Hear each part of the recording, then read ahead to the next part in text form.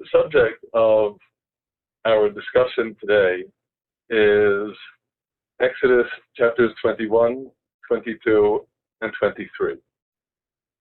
Now, maybe a good analogy with which to begin is, you know how sometimes you can maybe be going down the street and you know it's a prime real estate location. And you're trying to figure out what the buildings that you see are doing in the prime real estate location. Well, in a way, that's the situation that we find with respect to Exodus chapters 21, 22, and 23, in that they definitely are prime real estate. When one considers that in Exodus chapter 20, we read of God's revelation to Israel at Sinai, the Ten Commandments, at least Revelation at Sinai, part 1. Because, of course, in Exodus chapter 24, God summons Moses to ascend the mountain, and then we get to Revelation at Sinai, part 2. So between Revelation at Sinai, part 1, in chapter 20, and Revelation at Sinai, part 2, in chapter 24, we have, of course, chapters 21, 22, and 23. Definitely prime real estate. What are they about? And why are the subjects that are addressed in these chapters the subjects that need to be addressed in the prime real estate? So, on that note, we embark upon Exodus chapter 21. And the subject, right from the start, becomes very clear. In verse 1, now these are the ordinances. We could render them as laws or judgments that you will set before them. And of course, what is meant here by ordinances or laws or judgments is what we would describe as civil law, the laws that pertain to how to run society. Now, we've noted this in the past, but I think it certainly is important for us to stress it here. The whole notion that part of the religion is a system for administering justice is not at all obvious. Indeed, this may be one of the most important revolutions of the Bible that we encounter, after all, many societies in which there is a religion. And even if the societies have some principles of justice, the principles of justice have nothing to do with the religion. It could be an ordinary system of secular civil law. Furthermore, when you consider what was the norm in the ancient world, the idea that religion should have any concern whatsoever for justice is so not obvious as to perhaps even be counterintuitive. In the ancient pagan world, consider that worshiping the gods was first and foremost because of the fickle circumstances of the climate, of nature, even the daily weather. So you explain the fickle manner in which nature performed as a result of the fickle whims of the gods. And there certainly wasn't any deference to justice among the gods. To consider a relatively familiar example in Greek mythology, the gods cheated on one another, they took bribes, gave bribes. There was no system of justice at all that characterized the way the gods behaved themselves. And here we come to the system that the Torah, that the Bible teaches. Justice is not just in there, it's veritably at the top. That is, again, sandwiched between Revelations Part 1 and Part 2. These are the ordinances, the laws, the judgments, the system of judgment that you will set before them. And maybe in particular, it is appropriate for us to consider just what sort of laws, or more specifically, laws pertaining to whom. In verse 2, if you buy a Hebrew servant, 6 years he shall serve, and in the 7th he shall go out free for nothing. The rules that pertain to a bond servant, the lowest echelons of society. Now, we'll obviously have to consider why all rules, the system of justice in Exodus chapter 21 begins with this. But before we return to the specific content, I'd also like to direct our observations to a very important motif that we find in both Exodus chapter 21 and Exodus chapter 22. And appreciating this motif necessarily forces us to consider the Hebrew. That is, in verse 5, if the servant says, I love my master, my wife, and my children, I will not go out free. Then, we read in verse 6, his master shall bring him, well, the translation here says, unto God. I'm going to defend the alternative translation that I put in brackets here, unto the judges, and shall bring him to the door or unto the doorpost, and his master shall bore his ear through with an awl, and he shall serve him forever. The Hebrew that's rendered as either God or the judges is over here. El ha-Elohim. Now, Elohim, in point of fact, is one of the words that we use in biblical Hebrew to refer to God. But in biblical Hebrew, the word Elohim does not only refer to God. It can refer to really any source of power at all. An overlord, a judge, people of stature, they can all be called Elohim.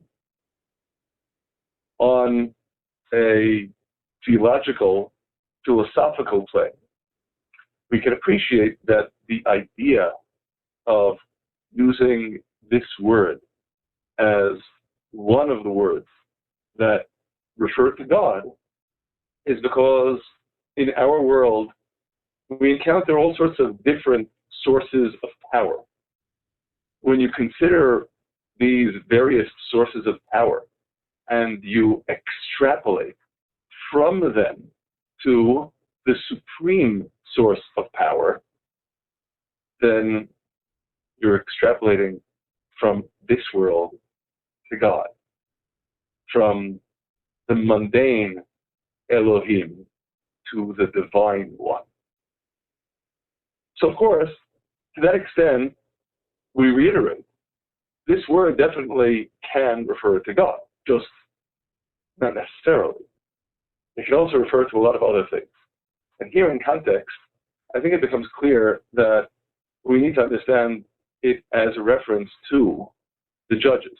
And that becomes arguably even clearer when the very same motif recurs in Exodus chapter 22. In Exodus chapter 22, we consider verses 7 and 8, referring to the bailiff, the trustee, who is watching over the property of another. And in the specific instance on the discussion here, the trustee claims that the article that was in trust was stolen, and we read in verse 7, if the thief is not found, then the master of the house will come near, well, again, the translation says, unto God, and I'll side with the alternative translation here, to the judges, to see whether he has not put his hand into his neighbor's goods. In other words, the master of the house here is the one who is overseeing the property that was given him in trust, and he claims the property was stolen. They go to court. The judges are going to establish whether in fact the property was stolen or if he had misappropriated it himself. And in verse 8, for every matter of trespass, whether it be for ox, for ass, for sheep, for raiment, or for any manner of lost thing, whereof one says, this is it, the cause of both parties shall come before, once again, the translation says God, and we will opt for the alternative translation, the judges. He whom, well, I think at this point, the appropriateness of the alternative translation becomes very clear. He whom the judges shall condemn shall pay double unto his neighbor. That is, first of all, what altogether would we mean by speaking of coming near to God? God, after all, transcends space. You might say, well, maybe it means to come near to the temple.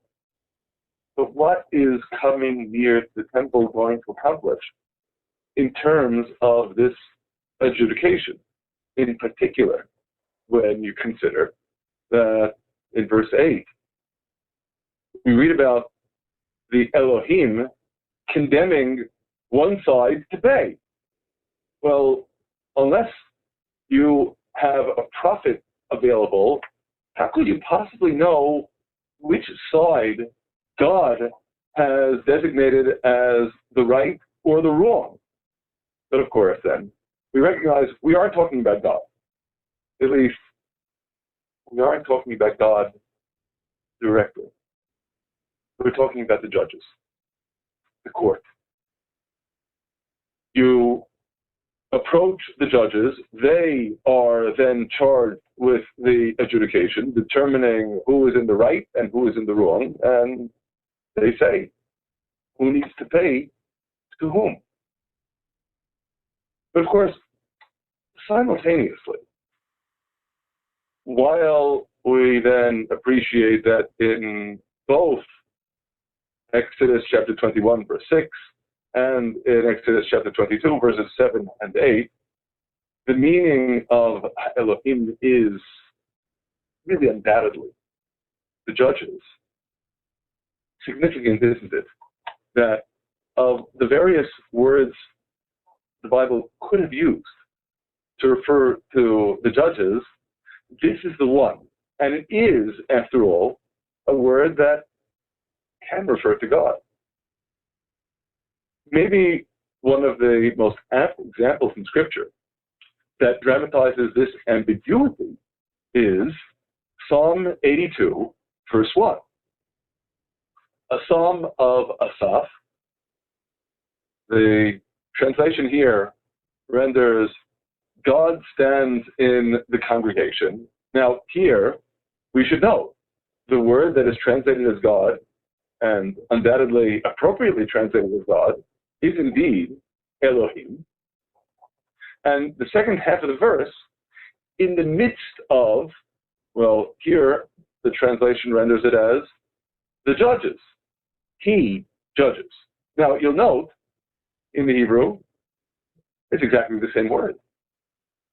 Elohim appears twice in this verse.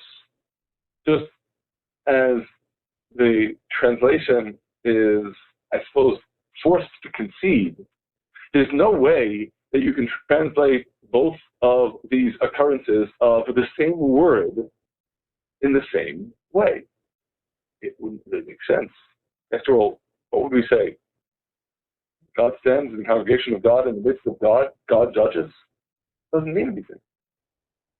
Rather, again, we appreciate that in the first instance, inescapably, Elohim refers to God. God stands in the congregation of God. The second God here is, in Hebrew, El, another name that is used to refer to God, and indeed another word that refers to sources of power. The second half of the verse, B'kerev Elohim Yishpot, in the midst of Elohim, but here inevitably it's in the midst of the judges. He judges. Now, besides the obvious linguistic one, there's another very important message that emerges from this verse in Psalm 82. And I think it pertains directly to the choice of words in Exodus chapter 21 and Exodus chapter 22 for referring to the judges, referring to the judges by word that also means God. There is an intimate connection between God and the judges. Just consider in this verse, Psalm 82, verse 1, in the midst of the judges, He, God, judges. We're going to have to consider what that means. Who's doing the judging here? The judges or God? Not an easy question to answer.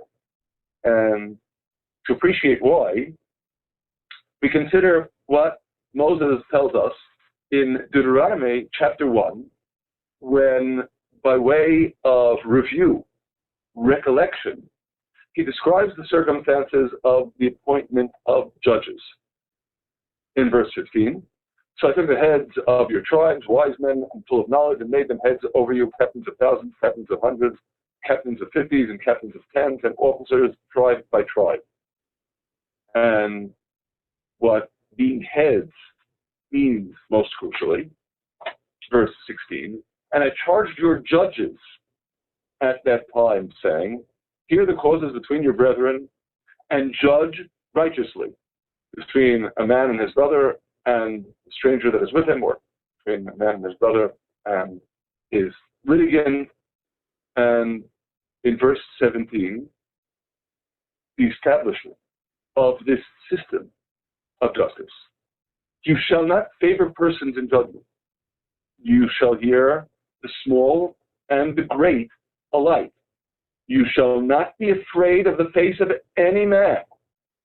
Why not? For judgment is God's. What exactly that means, we're still going to have to clarify. For judgment is God's. There's on some plane, beyond the apparent linguistic reference that we encountered in Exodus chapter 21 and Exodus chapter 22, judgment fundamentally is associated with God. You'll note that in the Hebrew, we indeed find the same name of God. Here means God, Elohim, associated with Mishpat, judgment. And of course, again, we reiterate, this is undoubtedly among the most crucial teachings of the Bible, in contrast to what was veritably axiomatic, presumed in the ancient world.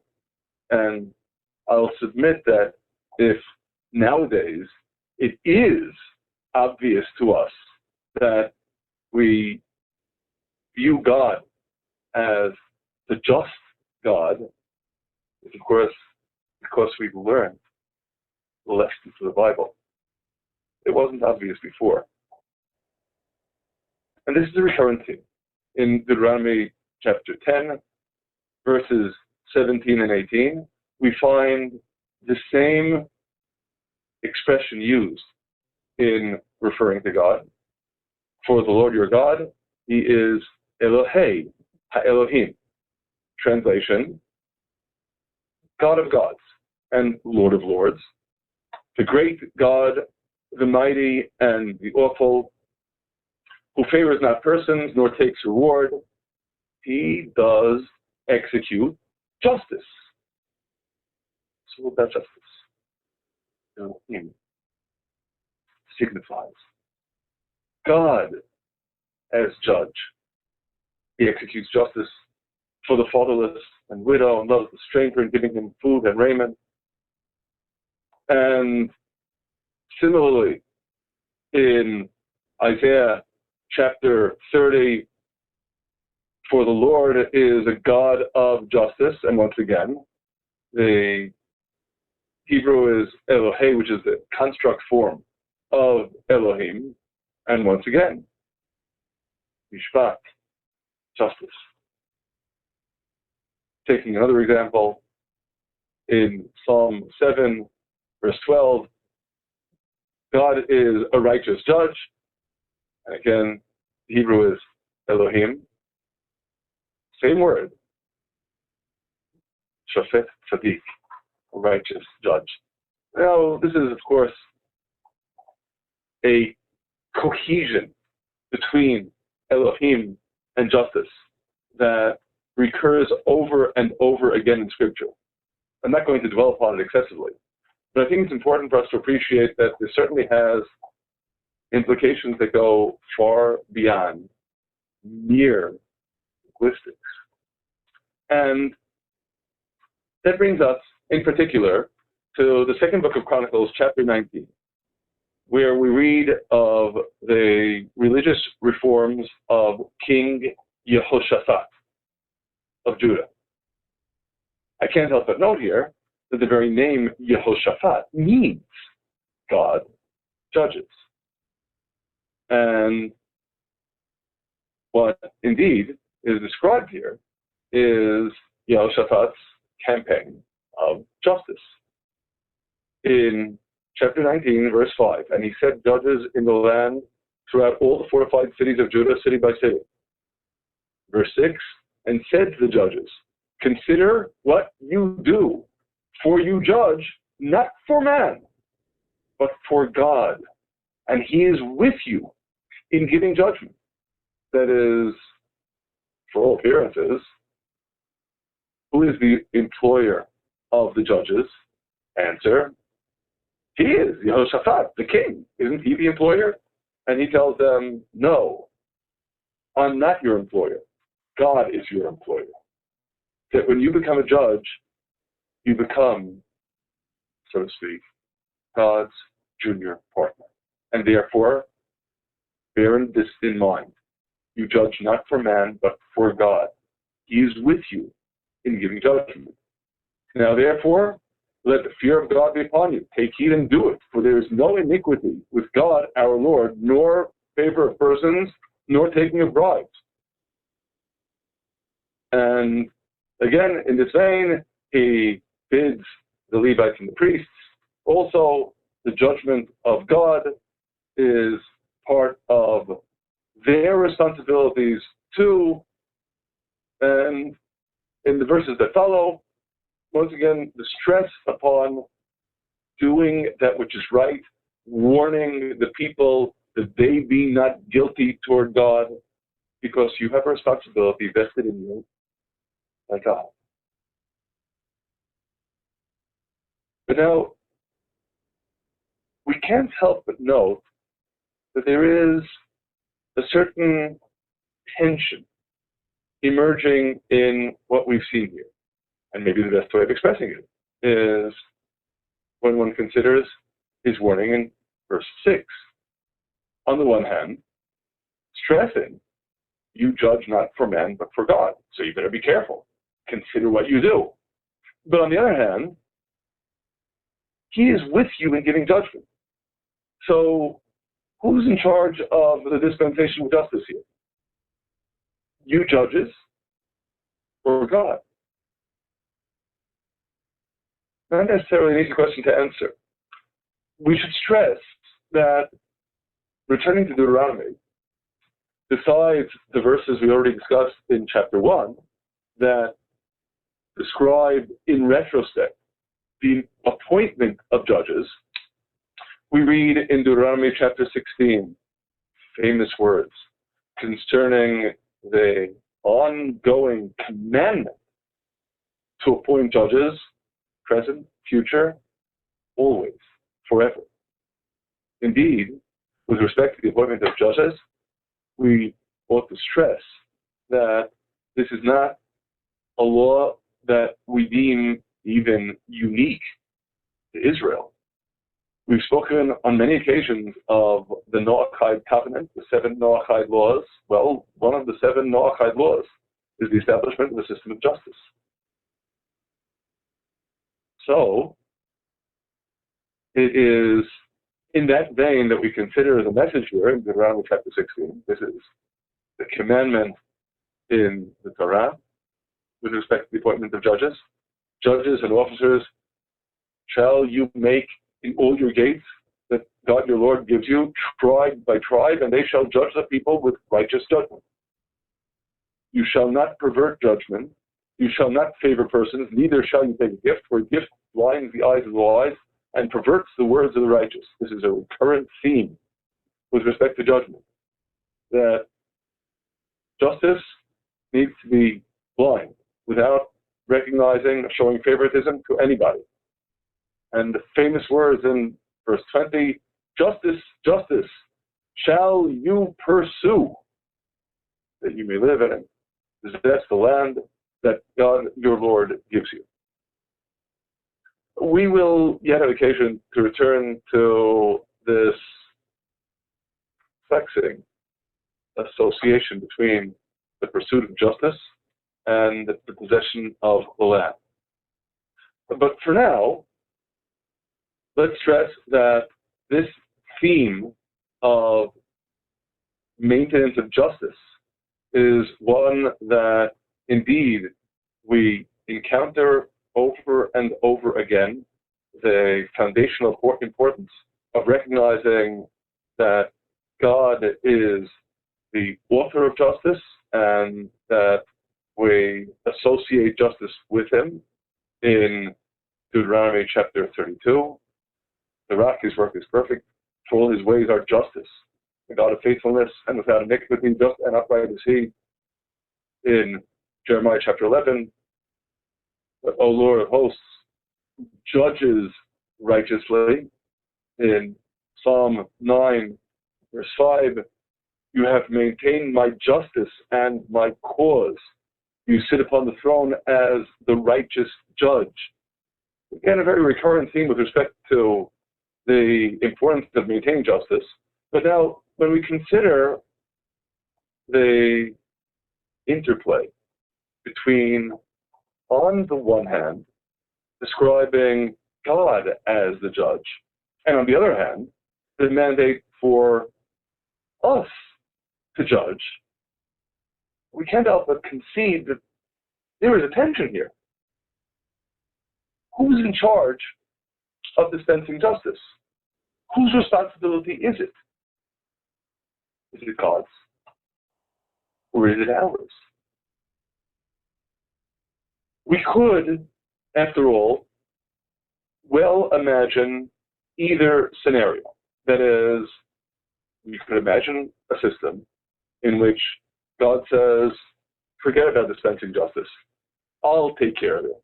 I will mete out punishments for miscarriage of justice. I will punish the people who wrong one another. Civil law is my department. You could imagine such a system. It might be difficult to envision how it would work on a regular basis. It certainly would make our lives, in a sense, easy, because then we don't need to judge any cases. We could also, of course, imagine the opposite. That God says, this is your responsibility. You need to see to it that justice is served. And obviously, on some plane, the very fact that there is this mandate to establish a court system does militate in that direction. Obviously, we can't just sit back and say, okay, God, you take care of everything. And yet, as I think inevitably emerges when we consider what the Torah conveys to us, especially in Exodus chapter 23, especially, but not exclusively, we realize that besides the two scenarios that I just suggested, there's a third. And the third is critical. Returning to Exodus, again, Exodus chapter 23. We read in verse 6, "You shall not pervert the judgment of your poor in his cause." And in verse 8, "You shall take no gift, for a gift blinds them that have sight and perverts the words of the righteous." That is, obviously, these verses very clearly affirm the critical importance of your dispensing justice. You're in charge. It's your responsibility. So therefore, don't pervert justice. Don't take bribes. Pay attention and do the job right. And not surprisingly, this is very much a recurrent theme in the Bible, especially in the Torah. Leviticus chapter 19, verse 15, "You shall do no unrighteousness in judgment. You shall not favor the person of the poor, nor favor the person of the mighty, but in righteousness shall you judge your neighbor." In Deuteronomy chapter 24, verse 17, "You shall not pervert the justice due the stranger or to the fatherless, nor take the widow's raiment pledge." And this emphasis in particular upon the stranger, the orphan, and the widow is definitely a recurrent one. Besides the explicit prohibition in Deuteronomy chapter 24, in chapter 27, verse 19, the curse. "Cursed be he who perverts the justice due the stranger, fatherless, and widow." Same threesome. And all the people shall say, Amen. And similarly, in Isaiah chapter 1, learn to do well, seek justice, relieve the oppressed, judge for the fatherless, plead for the widow. Recalling Psalm 82, the first verse of which we discussed at the outset, the third verse is, "Judge for the poor and fatherless, do justice to the afflicted and destitute." And inevitably, one can't help but note here, in Psalm 82, that tension is manifested itself. The first verse spoke of God judging in the midst of the judges, implying that he's the one who's in charge. He runs the show. He dispenses justice. But in verse 3, this is clearly expressed as a mandate to us, to human judges. You judge for the poor and the fatherless. You do justice to the afflicted and destitute. Well, the truth is, besides the tension that we see in Psalm 82, we see this tension explicitly in Exodus chapter 23 itself. I kind of set things up in a somewhat contrived manner by quoting for you in Exodus chapter 23, verse 6 and verse 8. But what about verse 7? In verse 7, we see what, upon investigation, is a very different message. Verse 7, "Keep far from a false matter." Well, that certainly sounds like what we've seen in the previous sources as well, bidding us to ensure that justice is served. And the continuation, "And the innocent and righteous slay not, for I will not justify the wicked." Now, this continuation in verse 7 is troubling. Indeed, it is arguably baffling. First of all, in the midst of a list of warnings with respect to maintaining the highest standards of justice,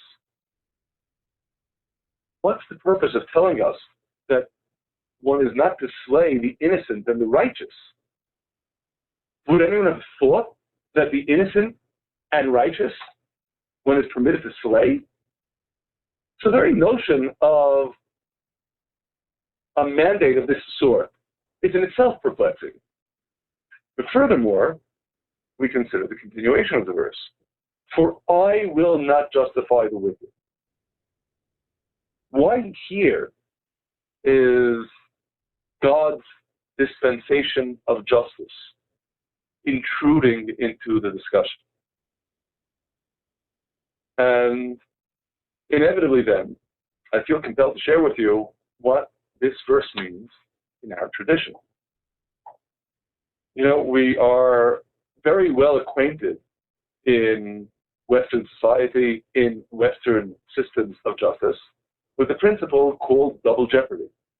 Meaning, if a suspected criminal is tried for the crime and found innocent, then even if after his acquittal, new evidence surfaces that he's really guilty,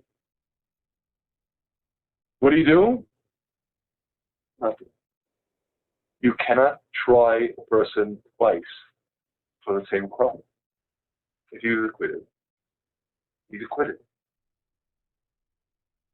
Well, this principle of double jeopardy did not originate in Western society. It originated in Exodus chapter 23, verse 7. That is, in our ancient tradition, the meaning of and the innocent and righteous slay not is precisely this subject. We aren't speaking of someone who is, in every sense of the term, innocent, righteous, blameless. On the contrary, we're speaking of someone who emerged from his trial innocent and righteous because he was acquitted. Why would you think that you should slay him?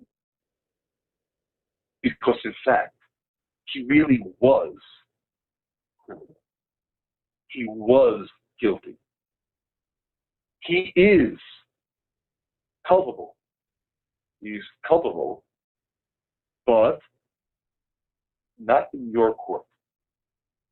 And this then is the prohibition here, double jeopardy, that once someone emerges from your court, innocent and righteous, you can't slay him. But now, here's where we get to the subtle complexity. And it's not only crucial in understanding the verse, I think it's crucial in understanding the legal system altogether. You know, in Western society, the principle of double jeopardy, on the one hand, may make sense to us to not keep on holding the person into court over and over again for the same crime. But on the other hand, if we really do know that this is the criminal, if we really do know, based upon new evidence, that he is guilty, why should he be allowed to go scot-free? Why shouldn't he need to answer for his crimes? I have to admit that in a secular legal system, that question is vexingly unanswerable. There's an answer in Exodus chapter 23, verse 7. And that answer is, God says, for I will not justify the wicked. That is, returning to the question, who's in charge of the legal system? Is God going to take care of everything? Or are we, our human judges? The answer is, with respect to the two simple alternatives that we noted at the outset, either God takes care of it or we take care of it, complex. Neither of the above. Or maybe we should say both of the above. Because, on the one hand, the one who is in charge of the legal system, unequivocally, is the one who is judge. It's God's responsibility indeed. And that's precisely what we read in Exodus chapter 23, verse 7. I will not justify the wicked. I'll make sure that the guilty party ultimately pays for his crime. But while on the one hand, God is the one who is responsible for the final execution of justice, he bids us, he demands of us to participate, to be his junior partners. That means, then, that the first layer in the dispensation of justice is you need to judge. You need to bring in the suspected criminal. You need to try him. And you need to see if, based upon the criteria for conviction, you can convict him. If you can, it's your responsibility. If you can, God says, it's my responsibility.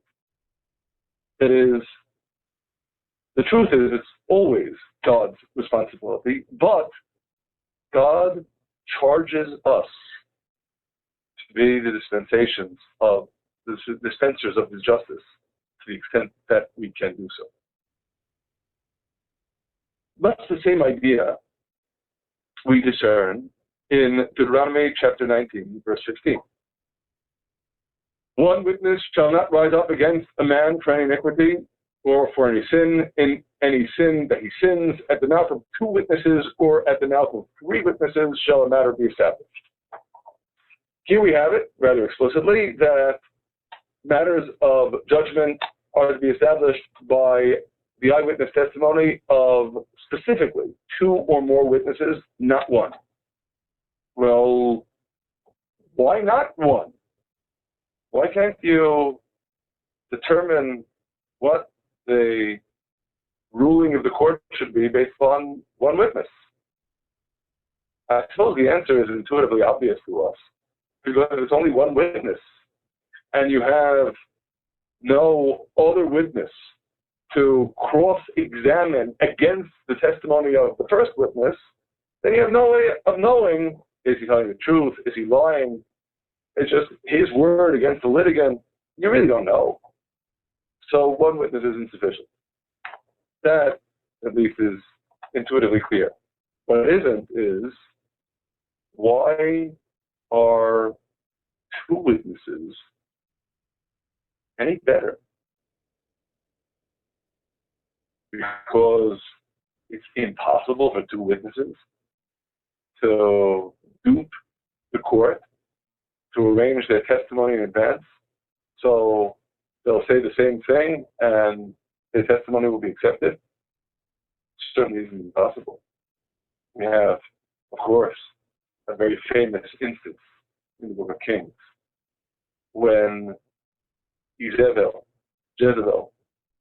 the wife of King Ahav, contrives to have witnesses testify against Naboth, the Jezreelite, and by consequence, he is convicted and executed. An innocent man that provides the in for Ahav to seize his vineyard. He was innocent. There was a trial. There were witnesses. They lied. It can happen, even when there are two or more witnesses. So while we intuitively understand very well why one witness is insufficient, why are two sufficient? And while, again, I'll reiterate that in a secular legal system, the answer to that question almost inevitably is because we draw some arbitrary line of demarcation and say, if the level of corroborative evidence is beyond that line, we listen. If it's beneath that line, we don't listen. Works, but it's still arbitrary. In the laws of the Torah,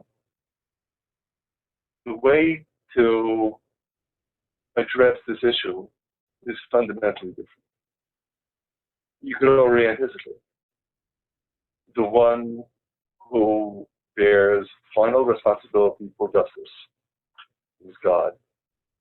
The reason we operate based upon the testimony of two witnesses and not on the testimony of one is, at the risk of sounding simplistic, God said so. God said so, and therefore, in effect, God tells us, once this threshold is crossed, I want you to be my junior partners. I want you to take responsibility. I want you to be involved in the process. If the threshold isn't crossed, if there's only one witness, or in any set of circumstances in which there are no witnesses, well, God says, then it's my responsibility. I'll take care of it. And again, we reiterate, what we glean from this, the sense that emerges from this, is that ultimately the dispensation of justice is God's responsibility. Return to Exodus chapter 21 and Exodus chapter 22. The word for judges is a name for God. The dispensation of justice is God's domain. And yet, remember, while it's the same word refers to judges, God does demand of us to engage in the process. We need to become partners in sustaining the world that He created by doing our best to ensure that justice is served. But doing our best, of course, doesn't mean being able to do everything. God takes responsibility that ultimately justice is served. So this, we stress, is a crucial insight with respect to what's taking place in Exodus chapters 21 and on. It's about a civil law system, about empowering the judges and simultaneously recognizing justice, ultimately, is God's responsibility. There's an additional dimension, and this additional dimension is undoubtedly critical in our integrating what takes place in these three chapters, and that's the end of Exodus chapter 23. The end of Exodus chapter 23, at first blush, seems completely disjointed from what precedes it. And I will set your border from the Red Sea, even to the sea of the Philistines, and from the wilderness unto the river, for I will deliver the inhabitants of the land into your hand, and you shall drive them out before you. And verse 33, they shall not dwell in your land, lest they make you sin against me, or you will serve their gods, for they will be a snare unto you. The gift of the land of Israel, and the culpability of its current inhabitants. This is something that we read in a number of portions in the Bible, especially in the Torah.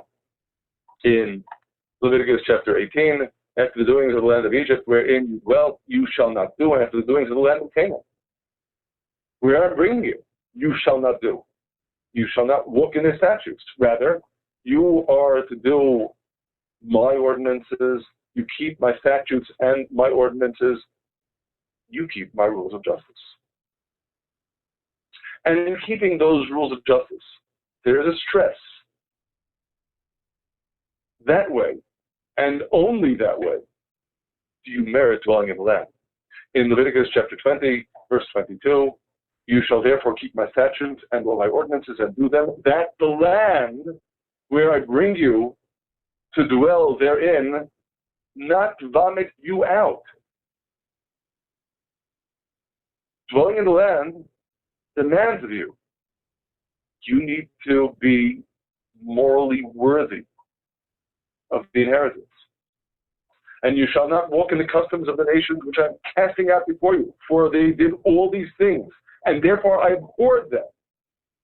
They are being driven out of the land, not merely to give you a piece of real estate, but because they have earned divine extirpation. You have been charged to be the instrument in God's hands to bring upon them their richly deserved punishment.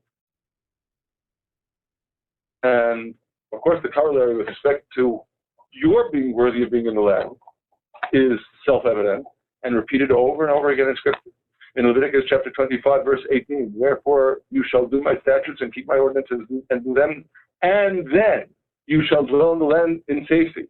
In Deuteronomy chapter 4, beginning in verse 1, now, O Israel, hearken unto the statutes and unto the ordinances that I teach you to do them, that you may live and come in and possess the land that God, Lord of your fathers, gives you.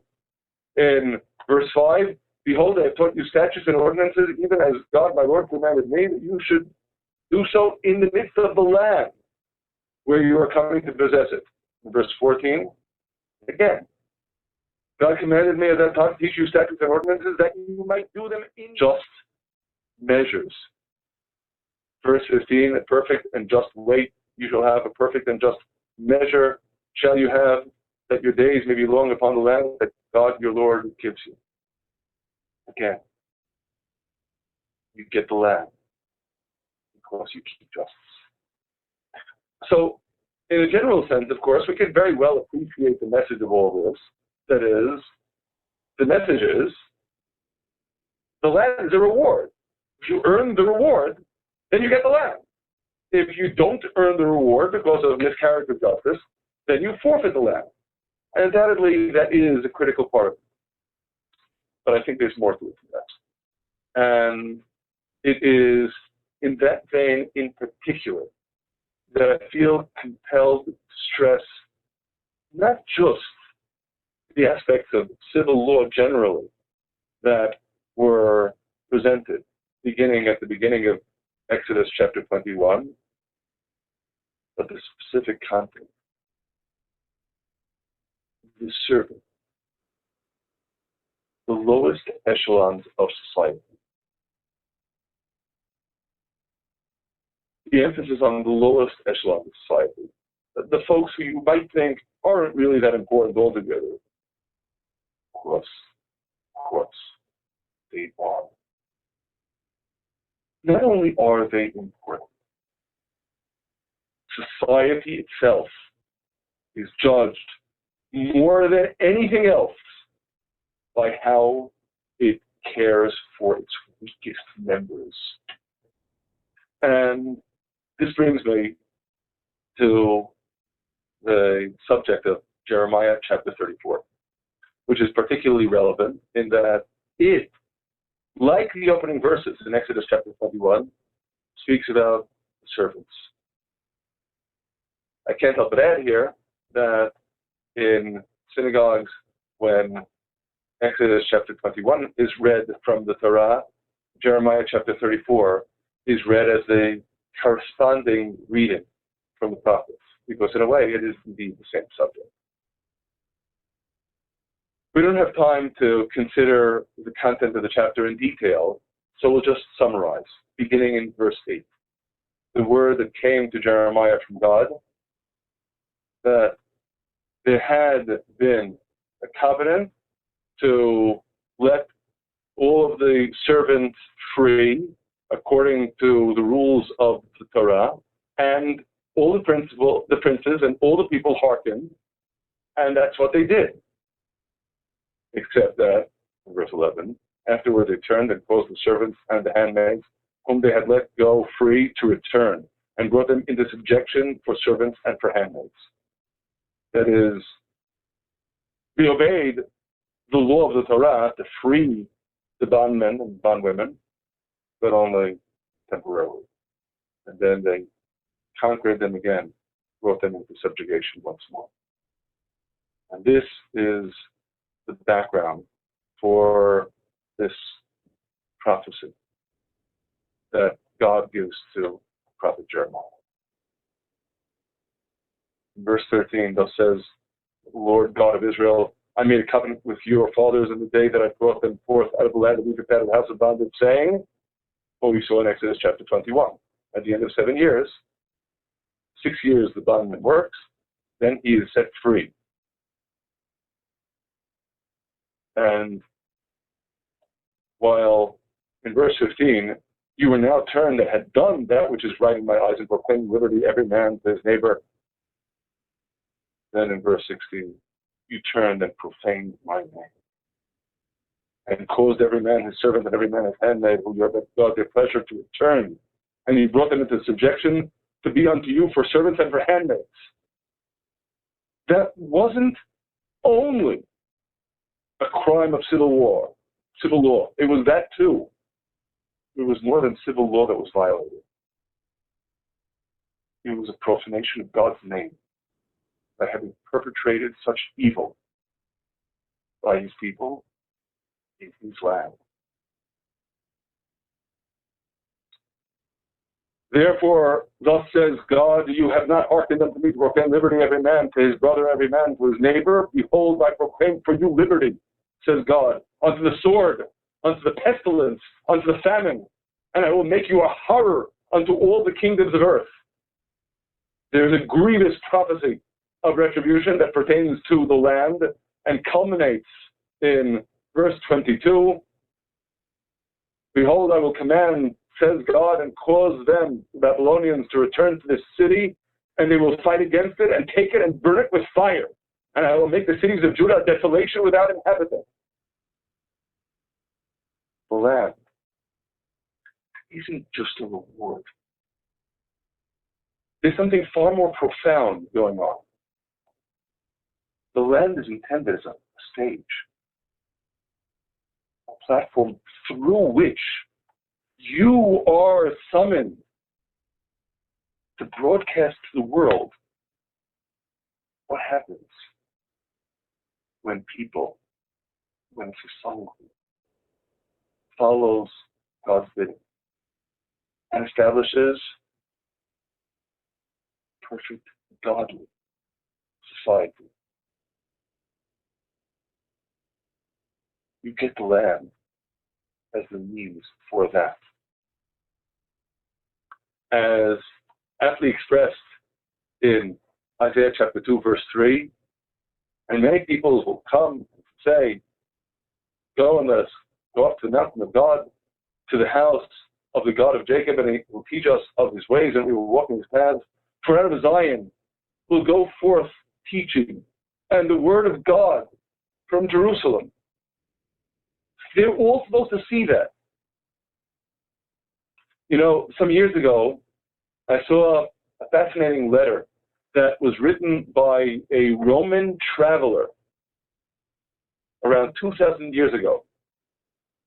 He came through this land, the land of Israel, and he described what to him were the barbaric practices of the inhabitants. They hardly have any slaves. They let their slaves go. They also take off one day every 7 and call it a Sabbath. All sorts of barbaric practices they regard as totally uncivilized.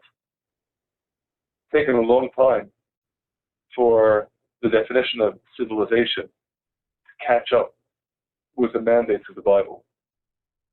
But of course, what I'm stressing here is, if you're not going to be living up to those standards, what God bids you to do in order to establish that model, godly, refined society in the land, you lose the land.